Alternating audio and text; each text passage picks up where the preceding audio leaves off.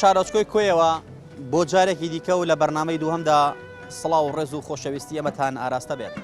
بەڕێزان لە شارۆچکەی کۆیەوە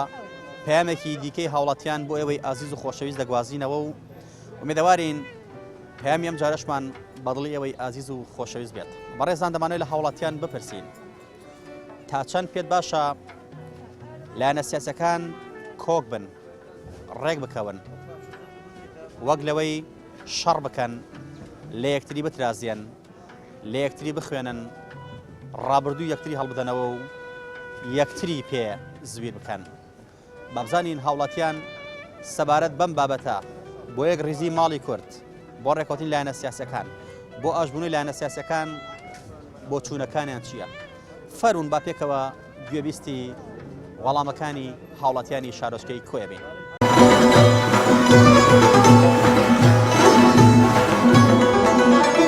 ئەگەر تەبای هەبێ هەموو حەلێک دەبێتن. وەڵی دەناکە خی نەڕژە لە بینی ملەتی کوردە و یەک دوو گر بنوەرەوە دەمادەیانش. ئەگەر بێنە سەر مێزێک گفتوگۆ قسە بکەن و دانیشن و پێم وایە شتێکە باش دەگۆڕێ.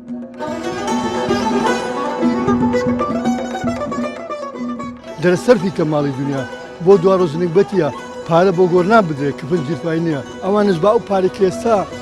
بە وێلاکانی دەدەن و لە بەرخەکانی وڵاتان دەحەشانەوە بدەن ئەو میلەتە ڕەسووتەی. لە ناو خۆشیان ڕێککەون لەوەی باشترە کە لەگەر هیچ دەوڵەتێکە ڕێککەون. هەر لایەنەوە بە حەجمی خۆی تەنەزول بکە لە خەمی میلەت دانین. لە بەخاتری ئەو میلەتەی دەبی زۆر شت تەنازل بکەن، قبول بکەن. شەڕ ماڵوێرانی بۆ میلەت. خی گەورە دەفەرمێ واعتەسیموا بحەبل الله جەمیعاً ولا تفرقوا. بەڕێز تا چەند پێت باشە لایەنە سیاسیەکان ئاش بنەوە، ڕێک بکەون، وەک لەوەی شەڕ بکەن، لە یەکتری بترازێن، نێوماڵی کوردی پەرتەوازەتر بکەن. دائیمەن ڕێککەوتن و تەبایی باشترە. دائیمەن خەڵک حەز دەکا بە تایبەتی میلەتی کورد حەز دەکا تەبایی هەبێتن لە نێواندا لە ناوان ئەحزابە سیاسیەکاندا. ئەگەر تەبایی هەبێ هەموو حەلێک دەبێتن. بەڵام ئەگەر لە ناو خۆیان ناکۆچی هەبێ و لە ناو ئەحزابە سیاسیەکان دووبەرەکی هەبێ فێڵ لە یەکتر بکەن ئەو معناویان نەجاحەت ناهێن. جەنابێ پێت باشە لایەنە سیاسیەکان ڕێک بکەون، ئاش بنەوە، یاخود پێت باشە تەفراقە کەوێتە بەینیان، زیاتر شەڕ بکەن، مشکلە بنێنەوە. گەمە ئەو شتانە باش نییە. مە هیوادارین لە بینی هەموو حزبەکاندا خۆشی هەبی و ئاشتی هەبی و یەکگرتووی هەبی. پەیامت چییە بۆ لایەنە سیاسیەکان، بۆ حیزب باڵادەستەکانی هەرێم، بۆی چیتر لە یەکتری نەخوێنن، بۆی چیتر گرفتەکانیان گەورەتر نەبێت و هەوڵمەند چارەسەریکەن لە پێناو بەرژەوەندی و خزمەتی میلەتی کوردە. وەڵی دەناکە خی نەڕژە لە بینی ملەتی کوردە و یەک دوو گر بنوەرەوە دەمادەی ئەمەش. زۆر کەس پێی وایە دەڵێ ئەمە بە خوێن نەبێت چارەسەری نێ، بە ڕاپەڕی نەبێت، بە چی نەبێت، بە چی نەبێت. تا چەند ڕاپەڕین و خوێن ڕشتنەوەمانە سوودی هەیە بۆ قسانەوانی لەبەرەوەی هەموو شتێک بەخۆشی چارەسەر دەکرێت. جەناب وەکو هاوڵاتیەک پێت باشە لایەنە سیاسیەکان ڕێک بکەون، ئاش بنەوە، تەبابن، نێوماڵی کورد یەک بخەن، یاخود هەر ئەوە تەفرەقە بێت و لە یەک جیا بنەوە و تون و تیژی لە بینانە بێت و لە یەکتری بخوێنن. وڵای وا باشترە بەزتری کات زۆڕێکی خوێنەوە بکە لە کۆرە وەزعی دەبینەوە. هەرێوەڵە هەموو عالم پێی خۆش، هەم کەس پێی خۆشە. هەرێوەڵە بۆ چوونە لێ دەوترێت ئەم وەزعی کوردستانە بە خوێن هاتووە، بە خوێنیش بڕوات، واتە خوێن ڕشتن ڕوو بدات. ئایا ئەمە چارەسەری کێشەی کورد ئەکات؟ ناوڵە تا بکرێ با خوێن نەڕژێ، بەزتری کات کێشەکان چارەسەر بکرێ گەرەگەرەك باشترە. کاتە پەیامت چییە بۆ لایەنە سیاسیەکان؟ لایەنەکان تا بکرێ بەزتری کات دانیشن چارەسەرێک لە وەزعی بینەوە. بەڕاستی خەڵکە زۆر بێزارە. یعنی ئەو قەیرانە تەسیل هەموو فەردێکی ناو عایلە لە هەموو بازاری لە هەموو شوێنێک تەسیل هەموو جێگایەکی کردیە، بە تایبەتی بڵێم ئەوەی فەرمانبەران. تەفرەقەی لایەنە سیاسیەکان پێدوانیە ئەم دۆخەی گیان بێ بە ئێستا؟ خۆی تەوان لە نەتیجەی سیاسەتەوە شتانەوەی لێ هات. ئەگەر لە بیداتەوە دانیشتمانەوە لەسەر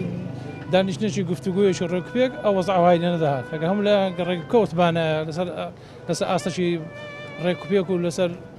نەمایەکی ئەساسی ئەوهای لێ نەدەهات. بڵێ جەنابێ پێت باشە لایەنە سیاسیەکان ڕێک بکەون، لەگەڵ یەکتریدا لەسەر مێزی گفتوگۆ دابنیشن، یاخود وەزعەکە هەر بەم جۆرە تێپەڕێت بۆ ئەوەی کە زیاتر کێشە دروست بێت، خوا نەخواستە لەوانەیە کار بکاتە خوێن ڕشتن. چیت پێ باشەتەوە؟ وەڵی پێم باشە تا زووە ئەم کارە لەلایەنەوە لایەنە سیاسیەکان ڕێک بخرێت، بێنەوە سەر مێزی گفتوگۆ بۆەوەی چی دیکە ئەم خەڵکە ئەم گەنجانە ئەم مامۆستایانە ئەم فەرمانبەرانە چیتر چاوەڕێ دەسەڵات و دەسەڵاتی حکوومەت نەکەن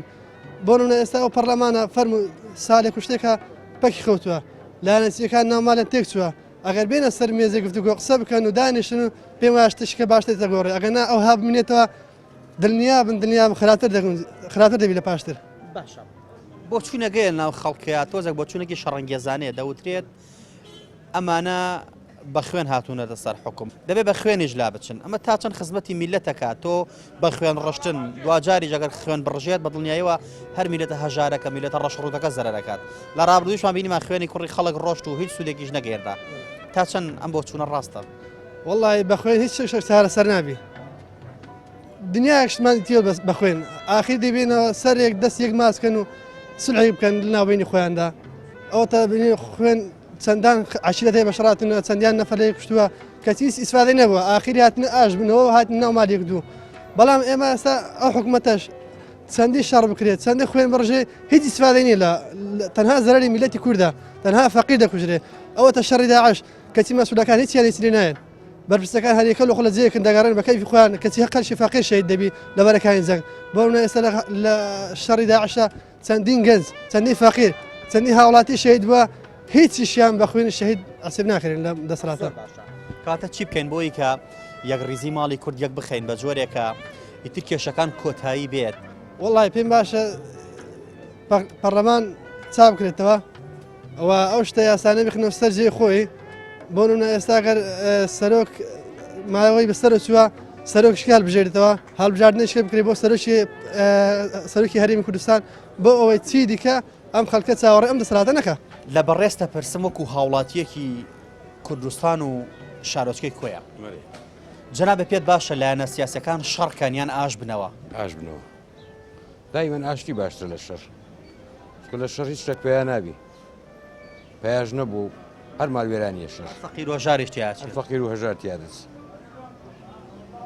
شەڕ جگە لە ماڵوێرانی هیچ سوودێکی تری نییە هیچ سوودێشکەی نییە نەخێر هەر ئاشتیە باشە و ئەگەر بکرێ ئاشتەکەی بکەن لە هەموو شتێکی باشترە لە ناو خۆشیان ڕێککەون لەوەی باشترە کە لەگەر هیچ دەوڵەتشکە ڕێککەون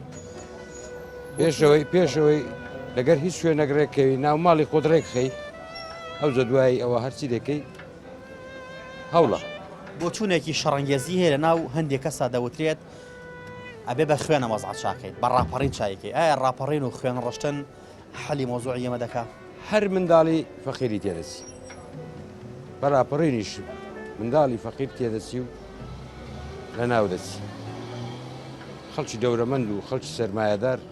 هیچ زەرمەند نابی لە وەزن کەواتە چی بکرێ بۆی کە لایەنە سیاسەکان بگەین ڕێکەوتن هەر کەسە لەلایەن خۆیەوە دانوستان بکات کەمێک لە داواکارەکانی خۆی بێتە خوارەوە بگەن بە یەک لە خاڵێکە لە پێناو خزمەتکردنی میلەتی کوردە دانیشتن باشترین عیلاجە دانیشتن بەس نەک کۆبوونەوە بە کۆبوونەوە دانیشتێکی چارەسەری چارەسەری بتوانن چارەسەری وەزاکان بکەن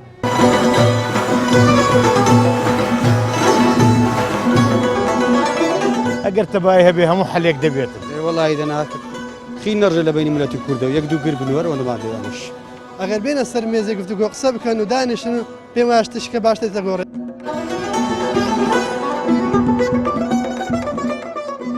دەرەسەرفی کە ماڵی دنیا بۆ دوا ڕۆژنێک بەتیە پارە بۆ گۆڕنان بدرێت کە پنجیرفای نییە ئەوانش با ئەو پارێک ئێستا بە وێلاکانی دەدەن و لە بەرخەکانی وڵاتان دەحەشانەوە بدەن ئەو میلەتە ڕەسووتەی لە ناو خۆشیان ڕێککەون لەوەی باشترە کە لەگەر هیچ دەوڵەتشکە ڕێککەون هەر لایەنەوە بە حەجمی خۆی تەنەزول بکە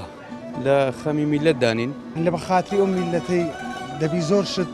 تەنازل بکەن قبور بکەن شەڕ ماڵوێرانی بۆ میلەت خی گەورە دەفەرمێ واعتصموا بحبل الله جميعا ولا تفرقوا غاندی وتیەکی هەیە دەڵێت من بۆیە ڕقم لە جەنگە چونکە لە جەنگدا لە ناخۆشیدا لە شەڕدا تەنها هەژار و ڕەش و ڕوت و برسیەکان تیا دەچن لەو لاشەوە دەسەڵاتدار و بەرپرسەکان و بازرگانەکان پێی دەوڵەمەند دەبن و سوودی لێ دەبێنن بۆیە ئێمە هیوادارین بە شەڕ دۆخی کوردستان چارەسەر نەکرێت بەڵکو بە دانوستان بە گفتوگۆ بۆ ئەوەی میلەتی کورد چیتر خوێنی ڕۆڵەکانی بەدەستی ڕۆڵەکانی دیکەی نەڕێژێت چونکە لە ڕابردوودا میلەتی کورد بەدەست یەکتری زۆر خوێنی یەکتریان ڕشت و هیچ شتێکی لێ سەوز نەبوو ئێستا هەزاران منداڵی بێباوکمانی لەم هەرێمی کوردستانەدا هیوادارین کەسی کە بێباوک نەبێت هیچ ژنێکی دیکە بێوەژن نەکەوێت هیچ دایکێکی دیکە جەرگی نەسووتێت هیوادارین بە گفتوگۆ کێشەکانی کوردستان دەست بەچێ و بە زووی چارەسەر بکرێت و لایەنەکان بێنە سەرمێزی گفتوگۆ چارەسەرێکی ڕیشەیی بۆ ئەم دۆخی هەرێمی کوردستان دەستەبەر بکەن تۆ پێت باشە لایەنە سیاسیەکان ڕێک بکەون یان شەڕ بکەن وڵا ڕێک بکەون گمایە کە دەبینین لایەنە سیاسیەکان زۆر جار شەڕیان بووە چیان لێ سەوز کرد وڵا هیچ زەرمان کردیە حتا زووە درەنگە یعنی هەتا زووە دانیشن یعنی درەنگە گفتوگۆ باشترین حەل و باشترین چارەسەرە بۆ چوونەک دێ دەوترێت ئەبێ بە خوێن چارەسەری ئەم وەزع بکەیت بە ڕاپەڕین ئایا ڕاپەڕین و خوێن ڕشتن چارەسەری کێشە میلەتی کورد دەکات چونکە کورد لە مێژەوە خوێنی دەڕژێت کەلتورێکی کۆنا کەلتورێکی زۆر کۆنا ئەوانە بەڕاستی دواکەوتونەوەی ئەو بیریان هەیە باشترین حەلۆ ئێستا دانیشتنە گفتوگۆی حیوارە لەمابینی لایەنەکان لەبەر ئەوەی کە بە دانیشتن دەکرێت قەت بە شەڕ ناکرێت کەواتە چی بکەین بۆ ئەوەی کە لایەنە سیاسیەکان بگەینە خاڵی ڕێکەوتن بە چی دەکرێت وەڵاهی هەر لایەنەوە بە حەجمی خۆی تەنەزول بکە هەر لایەنەوە بە حەجمی خۆی تەنەزول بکە بە تۆزێک لە قازانجی حیزبەکەی بێتە خوارێ لە میلەت نا ئەگەر لە قازانجی میلەتەکەی بێتە خوارێ قازانج لۆ میلەتەکەی بە تاکید جەنابە پێت باشە لایەنەکان شەڕکەن ناکۆکیان بێ زیاتر لە یەکتری دوورکەونەوە یاخود ڕێ بکەون خی گەورە دەفەرمێ واعتصموا بحبل الله جميعا ولا تفرقوا واتە یەکگرتن تاکە ڕێگای سەرکەوتنە ئێمە گە سەیری شۆڕشەکانی ڕابردوومان بکەین شۆڕشەکان یەک لە دوایەک ئەگەر بێت و یەکگرتن نەبان و یەکگرتن نەبێت یەکگرتن تاکە ڕێگای سەرکەوتنە دەتوانم بڵێم ئەو حیزبانەی خۆمان بەڕاستی وایان کردووە کە هەستی نەتەوایەتی نەمێنێ گەر سێر بکەین هۆڵەندا جەزیرەیەک بوو بۆ خۆیان دروستیان کرد گەر تەماشا بکەین هۆڵەندا جەزیرەیەک بۆ خۆیان دروستیان کرد ئێ باشە بە ئێمەش میلەتێکین قوربانیمان داوە شەهیدمان داوە خەباتمان کردووە زینۆسایدمان بەسەر هاتووە چی ئازار و مەینەتی بەسەر میلەتی کوورد هاتووە باش ئەوڕۆ یەکتر نەگرین کە یەکتر دەگرین باشە بۆ چوونێک دێ دەوترێت ئەم دۆخە بە خوێن ڕشتن نەبێت بە ڕاپەڕی نەبێت چارەسەر ناکرێت ئایا ئەم خوێن ڕشتن و ڕاپەڕینە چارەسەری دۆخی میلەتی کورد دەکات ڕاپەڕین دیارە بێگومان ئێمە بۆ ڕاپەڕین ساڵی 91 هەر گەلێک ژێر دەستە بێ باشە من ئەگەر بچەوسێمەوە کورد بێ و ئینگلیز بێ و فارس بێ و تورکمان بێ و عەرەب بێ چەوسانەوە کۆیلەکردن هەر کۆیلەکردنە جا بێت و ئەگەر ئەو سەرکردانی خۆمان ئەگە بیانێ میلەتی خۆیان بچەوسێنەوە بێگومان میلەت لە دژیان ڕادەپەڕێت چکە منگە بچەوسێم وەکو باسم کرد کورد بم بچەوسێنێتەوە عەرەب بێ و ئینگلیز بێ و بەریتانی هەر چەوسانەوە هەر کۆیلەکردنە هەر برسیکردنە ڕۆژانە چەندین ڕێژەی تەلاق زۆر ئەگەر سەیر دادگاکە بکەن چەندی کێشەی کۆمەڵایەتی خانوو لەگەر کچیەکەی هەموو کێشەی کۆمەڵاتی ئەوانە دروستیان کرد جا هیوادارم بە خۆیان دابچنەوە ئاوڕێک لە خۆیان بدەنەوە چونکە ژیان مردنی تێدا تەماشای تونس و لیبیا بکەن چیان بەسەر هات بگەڕێنەوە ناو میلەت میلەت هەموو کاتێک پشتیوانی ئەو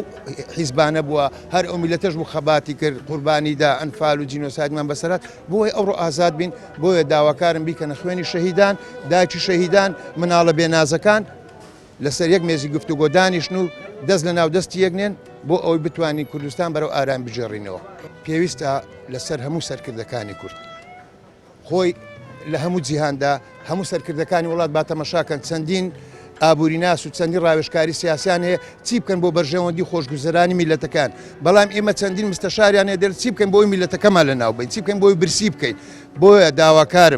داواکارم سەرکردەکان بە خۆیان دابستنەوە ئاوڕێک لەو میلەتە بدەنەوە بێنە سەر مێزی گفتوگۆ بۆ ئەوەی چونکە هەموو شتێک کوردەواری دەڵێت جام کە بڕ بوو لێی دەڕژێت من کە برسی بووم نەمتوانی مناڵەکەم بمەنە خۆشخانە هەموو شتێک دەکەم لە پێناو مناڵەکەم من تەماشا بکەم منداڵەکانی ئەوان بۆ سەر ئێشەیەک بچنە لوبنان منداڵەکەی منیش لە برسان بمرێت ئەوە ناکرێت هەموو ئاش بنەوە پێک بن و هەموو ئێمە هەموو کوردینەوە هەموو براینە تاوان پێکهاتن لە هەموو شتێ باشترە نەک شەڕکردن و لێکدان تۆ پێ دوای بۆچی لایەنەکان ئاوا ڕێک ناکەون و ئەم میلەتە بەم دۆخە گەشتووە وەڵڵاهی من زۆر لەو ئەوەی ناگەم بەس ئەمنەوە دەیدەم پێک بێن لە خۆیان شەڕکردن براکوژی باش نییە بۆ بۆ چوونەکەی دەوترێت ئەم وەزعە بە خوێن ڕشتن نەبێت چارەسەر ناکرێت بە شۆڕش نە چارەسەر ناکرێت ئایا شۆڕش و خوێن ڕشتن چارەسەری وەزعی میلەتی کورد دەکات نەخێر ئەوە هیچ چارەسەری میلەتی کورد ناکات بەکە برایەتی براکوژی هیچی لێ پەیدا نەبێت ئیلا برایەتی نەبێت ئیشاڵە پێک دێن بە خۆشی و سەلامەتی و وان هەموو کەسی وای پێ باشانی دانیشن بە ئاشتیانە گفتوگۆ بکەن پێت باشە لایەنە سیاسیەکان شەڕکەن لە یەکتری بخوێنن ڕابردوو یەکتری هەڵبدەنەوە یاخود ئاش بنەوە لەسەر مێزی گفتوگۆ کێشەکانی نێوانیان حەلکەن و تەنەزول بۆ یەکتری بکەن و با میلەتیش لەمە زیاتر دەردەدارتر و قوڕبەسەتر و نەهامەتر نەبێت وڵی وان پێڕاستە هەر پێک من لە شەڕی هیچ پەیدا نەبووە کەس لە شەڕی قازانجی نەکردیا هیچ لایەنە هەتا ئێستاکە پێکاربیتن ئیسیفادەی لەوەی کردیا دەنا ئیسیفادەی ناکەی لێک بخونن هەتا کەنجێ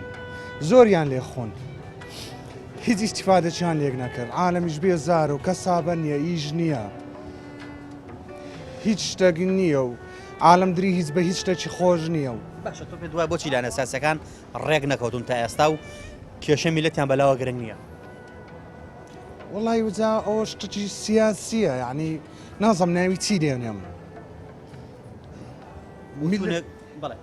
ئەفو میلەت زۆر بێزارە ئاخی دەرەجا هیچ ئیش و کەسابەتێک نییە باشە بۆ چوونەکەیە لە نێو هەندێک کەسا دەوترێت ئەم وەزعە بە شۆڕژ نەبێت بە خوێن ڕشتن نەبێت چارەسەر ناکرێت ئایا خوێن ڕشتن ئایا شۆڕشکردن چارەسەری کێشە میلەتی کورد دەکات آخر میلە لێە فکر دەکاتەوە کە ئەو کاتی مەسەلەن هیچ مەعاش بۆ وەزعی بدرێتن و کودەری شتێک ئینفیجار دەکات کابرا نازای ناچارە چ بکە تووشی ئەنوا ڕێی خراپ دەبێت لە مەراغندە شتی دەشتێنی شتی خراپ دەکات لێ میلە دڕێوەی دەگریت دەناگەرەوە مەسەلەن مەعاش خۆی لێبێتەوە شت وەچی خۆی لێبێتەوە جاران خەڵک حکومەت داکمانە باممانە کاتە تۆ و گەنجێک پەیامت چییە بۆ بەرپرسانی حکومەت بۆ بەپرسە حیزبیەکان بۆ ئەوی کەمێک لە داواکارەکانی خۆیان بێنە خوارەوە لە خاڵێکا بە یەکتری بگەن و کێشەکانی خۆیان و کێشەکانی میلەتەکان چارەسەرکەن و میلەت لەمە زیاتر برسیتر نەبێت وڵی پێم من ئەوەیە ئەو حیزبانە هەمووی پێک بێن و یعنی بزان تەمەشای ئەو میلەتەی بکەن یعنی لە بەخاتری ئەو میلەتەی دەبی زۆر شت تەنازل بکەن قوبور بکەن لۆی وەزعەکە بگۆڕێت و بێتەوە بابەتی بابرین جاران پێت باشە لایەنە سیاسیەکان شەڕکەن پەیوەندی نێوانیان زیاتر ئاڵۆزکەن یانە ئاش بنەوە لەسەر مێزی گفتوگۆ چارەسەری کێشەکانیان بکەن حتما هەر ئاش بنەوە لە بەو خەڵکە فەقیر ڕەشڕوتەی حتما ئەو فەڵق هەموو چاوەڕێ مەعاش دەکات لە سەر لۆ چوە دەکات لۆ مەعاشێ نییە خەڵک ئەگەر ژیانی خۆش بێت دێت سەرزادەی خەڵکی کۆیە ژیانی لە چ دۆخێک هەیە هەموو مەعاش خۆرە خەڵکی کۆیە زۆربەی مەعاش خۆرە زۆربەی مەعاش خۆرە مەعاش نەبی خەڵکی کۆی وەزعی خراپە قەیرانی دروست کردووە زۆریش بۆ قەیرانی سیاسیە قەیرانی هیچ نییە بە سیاسیە بۆچی لایەنەکان تا ئێستا ڕێک ناکەن بە بڕای تۆ والله جا دەیت لە گۆرەکان پرسیارکەی توش هاوڵاتیەکی شتێکە لێزانین والله ئەمەسمان چی لێ نازانین دەگەسمان لێزانی بە بەخسەی خەڵکیان دەکرد ئەو خەڵکە هەردەپەر لە سەرزادەی ئەو خەکە سەرزادەی لۆ زێدزادەی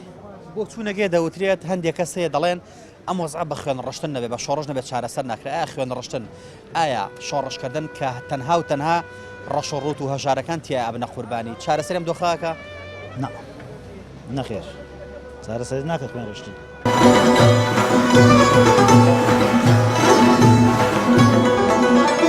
ئەگەر تەبای هەبێ هەموو حەلێک دەبێت وڵی دەناکە خی نەڕژە لە بینی ملەتی کوردە و یەک دوو گر بنوەر ئەوە نەمادەیانش ئەگەر بێنە سەر مێزێک گفتوگۆ قسە بکەن و دانیشن و پێم وایە شتێکە باش دەگۆڕێت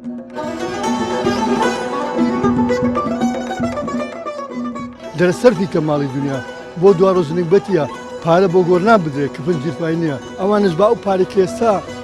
بە وێلاکانی دەدەن و لە بەرخەکانی وڵاتان دەحەسانەوە بدەن ئەو میلەتە ڕەسووتەی لە ناو خۆشیان ڕێککەون لەوەی باشترە کە لەگەر هیچ دەوڵەتێککە ڕێککەون هەر لایەنەوە بە حەجمی خۆی تەنەزول بکە لە خەمی میلەت دانین لە بەخاتری ئەو میلەتەی دەبی زۆر شت تەنازل بکەن قوبور بکەن شەڕمان وێرانی بۆ میلەت خی گەورە دەفەرمێ واعتصموا بحبل الله جميعا ولا تفرقوا بەتاکید پێم باشە لایەنەکان هەموو جەزەلان دەست یەکنێن ئەم کێشەیە هەلکەن لە ناو خۆیاندا بەتاکید چونکە ئەگەر وان نەبێ میلە زەرت دەکا ئەوەی هەیە تەنیا فەقیرەکەیە لەبەرەوە من هیوادارم لایەنەکان هەموویان بەیەکەوە دەست ناو دەست یەک ئەم کێشەیە حلکردن ناو خۆیاندا. دەوترێت خەڵکی شارۆچکەی کۆیە زۆربەیان فەرمانبەری حکومەتن وایە؟ بەڵێ کەواتە قەیرانێکی گەورە ڕووی کردە ئەم میلەتە. بەڵێ بەتاکیت چونکە ئەمەش کێشەکە چیەکەم کێشەیە دروست بووە سەرەتا خەتای خۆیان بۆ لایەنەکان هاتوون خەڵکانێکی زۆریان بەلێشاو ئیتر چی لە وڵات چی لەم لە بە هەردوو لایەن خەڵکیان فێری ئەم مەعاشە کردووە سەرتا خۆیان لەبەرەوە خەڵکە ئێستا هەموو فەرمانبەر و پشتیان بە مەعاشە بەستۆ و بۆ چوونەکەی دەوترێت ئەم دۆخە بە خوێن ڕشتن نەبێ بە شۆڕش نەبێت چارەسەر ناکرێت ئەمە تا چەند بۆ چوونێکی ڕاستە خوێن ڕشتن و شۆڕشکردن بەڕای من شتێکی غەڵەتەوە شتێکی غەڵەتە چارەسەر ناکرێت بە خوێن ڕشتن چونکە پێشتر بینیمان خوێنش بڕژێ هەر ڕەش و ڕوت و هەژارەکان تیاچن بە تاکید وایە بینیمان ئەو مێژۆوان بینی پێشتر شەڕی ناخۆی نێوان یەکێتی و پارتی بینیمان تەنیا هەر فەقیرەکە زەرەدی کرد چی بکرێ بۆی لایەنە سیاسەکان ڕێکەون تەنەزول بۆ یەکتری بکەن لە خاڵێکا بە یەک بکەن بە تاکید دانوستانە سەرمێزی گفتوگۆ ئەبێ هەموو لایەنەکان کێشەکانیان باسکە لە ناو یەکتریدا خاڵە هەڵبەشەکان سەرەتا دواتر لەسەر چی ناکۆکن بگەنە خاڵێک و بڕێکەون لەسەری کەس لەگە شەڕێ نییە هەموو عالم هیوایەتی کە ڕێکەون و لە ئەو نەهامەتی بینەوە کاکە باشە پێت وایە بۆچی لایەنە سیاسەکان تا ئێستا ڕێک ناکەون و میلەتیش ئەو مەزعار وەڵی بەڕێ ئیمرا کەسە بەرسەماحی خۆتی لەبەر باغەری خۆتی تۆ هەر کەسە چی هەر کەسە لەبەر باغەری خۆتی ئاتێگەشت کاکە هەر کەس توم لەی مەساحەتی لەو ئیشەدایە ئەتر ئەوها ئیشەکە برا باشە بۆ چوونەکەی دەوترێت ئەم وەزعە بە خوێن ڕشتن و بە شۆڕش و بە شەڕ نەبێ کۆتایی نات و چاک نەبێت تا چەندەمە خزمەت بە میلەتی کورد دەکات وەڵی ئەوە زەری هەیە کاکە هەموو شەڕ یعنی نەهامەتێ شەڕ ماڵوێرانیە شەڕ مار کاولیە زانیمان نەکرد چەند هەزار پێشمەکە کوژا بەلاش و حەلاش کەواتە چی بکرێ بۆی لایەنە سیاسەکان لەسەر مێزی گفتوگۆ ڕێبکەون و میلەتیش چیتر لەمە زیاتر تووشین هامەتی نەبێت ئەگەر بکرا با ڕێکەبانە شێ چاک بوو ڕێکەوتن باشترین حەل باشترین حەل ڕێکەوتنە ئەگەر 50,000 کەسکە وەکو جانێر لێ بکوژنەوە کو دانیشتەوە سەر مێز گفتوگۆ هەر هەمان شێوەیە هیچ لە مەسەلەکەی ناگۆڕی دیسان عین دەبچینەوە سەر مێزی گفتوگۆ هیچ چارەشێژنە ئیجا هەر ئەوەیە کاکە باشیت پێت باشە لایەنە سیاسیەکان ئاش بنەوە لەسەر مێزی گفتوگۆ ڕێبکەون یان شەڕ بکەن زیاتر تەفراقەکەوێتە نێوانیانەوە زیاتر میلەتیش تووشی نەهامەتی بێ والله جاوا هەر نابی بووم ئەوان هەر ڕێک ناکەون هەموو شتەکە پارێ و ئەوان لەسەر بۆچی ڕێک ناکەون حەسە پارەکەی ڕێک ناکەون پارە چی مەسەلەن کاکە هەر کەسە و لۆ خۆی دەبا میلەتەکەشیان خەلاص کردیوتەوە باشە بۆ چوونەکەی دەوترێت ئەم وەزعە بە شەڕ نەبێت بە خوێن ڕشتن نەبێت بە شۆڕش نەبێت چارەسەر ناکرێت ئەمە تا چەند خزمەت بە میلەت دەکات و تا چەند بۆ چوونێکی ڕاستە خزمەت بە میلەت ناکە بەس میلەتەکە وەی لە میلەتەکەی دەگەن دەبی ئەو هابکە هیچ مەجال تێدا نەمایە میلەت بێزارە زۆر هەر لەوەی دانیە باشە چی بکەین بۆەوەی کە کار نەگاتەوە لایەنە سیاسەکان لە داواکاریەکانی خۆیان کەمێک دابەزن بەدەسەڵاتدار و بێدەسەڵاتیانەوە بێنە سەر مێزی گفتوگۆ تەنەزول بۆ یەکتری بکەن و بۆ ئەوی میلەتیش لەمە زیاتر تووشی نەهامەتی نەبێت چی بکرێت حەقی خۆی وایە لەموو پێکەوە دانیشن خزمەت بە میلەت بکەن ئەو میلەتەی چارە سەرک لۆ بدینەوە بەس هەموو مەسەلەکە پارەیە نایکەن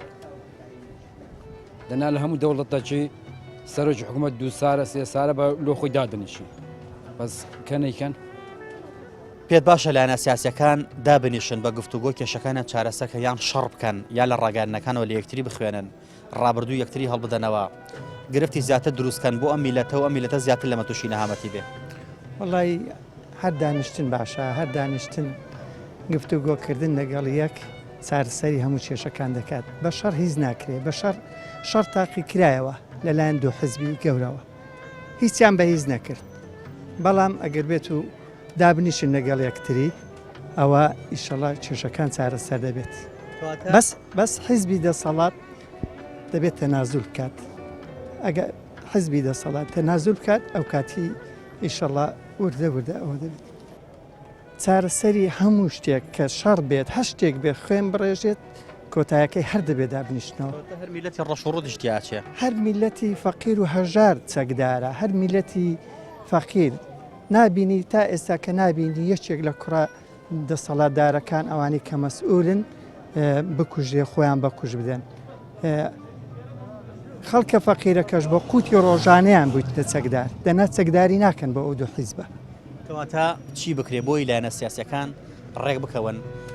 لە داواکاری خۆیان کەمێک بێنە خوارەوە بۆ ئەی میلەت چیتە لەمە زیاتر تووشی گرفت و تووشی نەهامەتی زیاتر نەبێت. وەڵای چی بکرێت ئەوە بکرێت ئەو حیزبانە ئەو چوار حیزبەی کە پێشتر ئۆپۆزیسیۆن بوون بە تایبەتی سێ حیزبیان کە ئۆپۆزیسیۆن بوو لەگەڵ یەکێتی ئەو حیزبانە ئیتفاقێکی وا بکەن ئەگەر بێت و حیزبی دەسەڵات بە تایبەتی پارتی دیموکراتی کوردستان ئەگەر بێت و لە تەنازول نەکات ئەوانە لە حکومەت بکشێنەوە کە بکشێنەوە زەجەیەکی گەورە دەبێت بە سەریاندا بۆ ئەوەی تەنازول بکات و کێشەکان چارەسەر بکرێت. دەوترێ خەڵکی کۆیە زۆربەی زۆریان موچەخۆرن ڕاستە؟ بەڵێ موچەخۆری زۆرزۆتیایە بەڵام ئەمە تا چەند قەیرانی دروست کردووە بۆ ئێرە زۆر دروست کردووە لە بۆ بازار لە بۆ سەی دەکەیت کاتی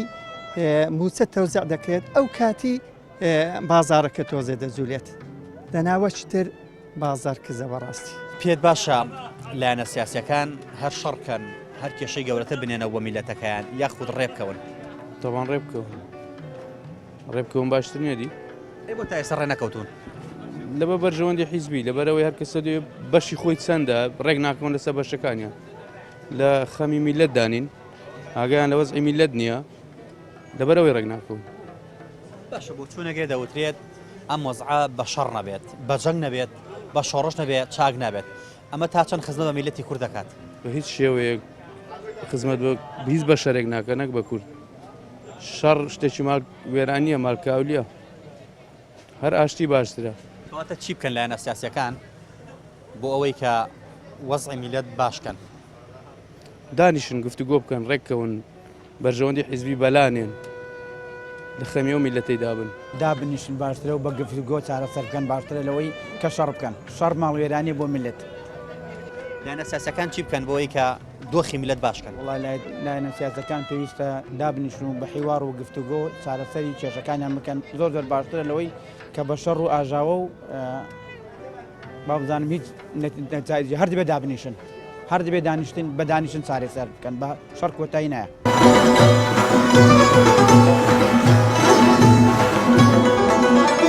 ئەگەر تەبای هەبێ هەموو حەلێک دەبێت. وڵی دەناکە خی نەڕژە لە بینی ملەتی کوردە و یەک دوو گر بنوەر ئەوەندەمادەیانش. ئەگەر بێنە سەر مێزێک گفتوگۆ قسە بکەن و دانیشتن و پێم وایە شتێکە باشتر دەگۆڕێت.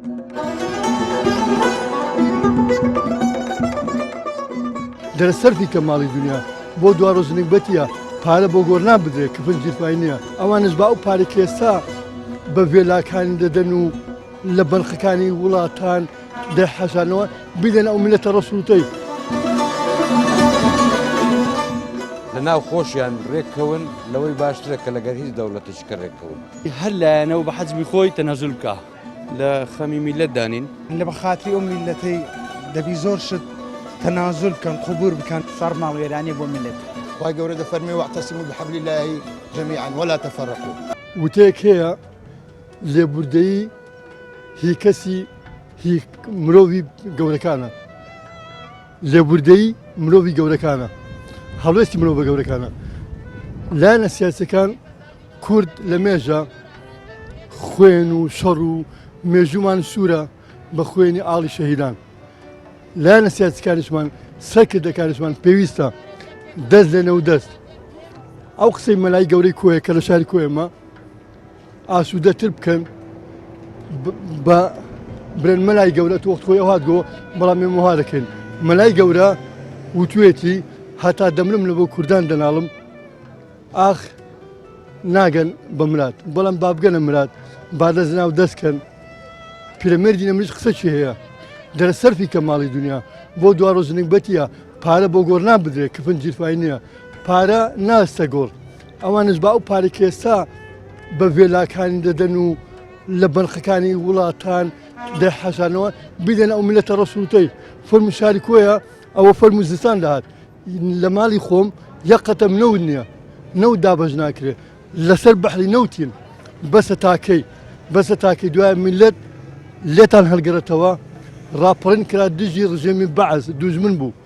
بەڵام بەرامبەر خۆمان دەبی چی کارە ساتێک بی ئێمە برسی بین و سەرکردەکانمان کە کوردن خاون و وێلا و پاری لە بەڵکانی وڵاتان بن تاکەی هاوڵاتیانی شارۆچکەی کۆیە سەبارەت بۆ بابەتەی کە خستمانە ڕوو بەگشتی بۆ چوونەکانیان وابوو کە بەڵێ پێویستە لایەنە سیاسیەکان دابنیشن گفتوگۆ بکەن تەنەزول بۆ یەکتری بکەن واز لە بەرژەوەندی تایبەتی و حیزبی خۆیان بهێنن لە پێناو خزمەتکردن بە میلەتەکەیانە چونکە هیچ کاتێک شەڕ سوودی بە میلەت نەگەیانوە جگە لە ماڵوێرانی و ماڵکاولی و جگە لە تیاچوونی کوڕی فەقیر و هەژار و کوڕە جوتیارەکان بۆیە هاوڵاتیان دەڵێن پێویستە لایەنە سیاسەکان چیتر لەمە زیاتر دۆخی خەڵک بەرەو خراپتر و بەرەو نەهامەتی زیاتر نەبن چونکە میلەت بەگشتی لە ئێستادا تووشی قەیرانی گەورە هاتووە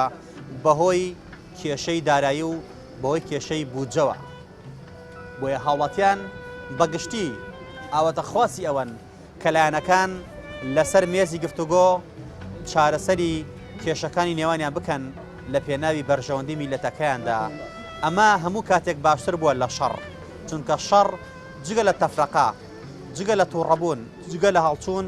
جگە لە زیانگەیاندن هیچ سوودێکی دیگەی بە میلەتی کورد نەگەیاندووە لە ڕابردوشدا شەڕ تاقی کرایەوە لە نێوان حیزبە دەسەڵاتدارەکانی هەرێمی کوردستانە کە چیان بە میلەتە کرد و شەڕچی بەسەر ئەم میلەتەیە هێنا بۆیان بۆ چوونی هاوڵاتیانە ئێمەش داواکارین لایەنە سیاسیەکان لەمە زیاتر وەزعی ئەم میلەتە پشتگوێ نەخەن هەرچیەکیان کردووە واز لە بەرژەوەندی تایبەتی خۆیان بهێنن واز لە بەرژەوەندی حیزبی خۆیان بهێنن تەنەزول بۆ یەکتری بکەن و لە خاڵێکی هاوبەشدا بە یەکتری بگەن بۆی میلەت لەمە زیاتر تووشی نەهامەتی زیاتر نەبێت وتەیەکی کوردەواری زۆر جوانی ژێدەوترێ بە توندوتیژی کار ناچێتە سەر مەر بە قسەی خۆش لە کون دێتە دەر پەیامی دووهەممان لە شارۆچکەی کۆیەوە لە زێدی حاجی قادری کۆیەوە لەگەڵ هاوڵاتیانی خۆشەویستی کۆیەدا گەیشتە پایان تا پەیامێکی تر هەموو لایەکتان بەخوای گەورە ئەسپێرین خوای گەورە پشت و پەنای هەموو لایەکمان بێت.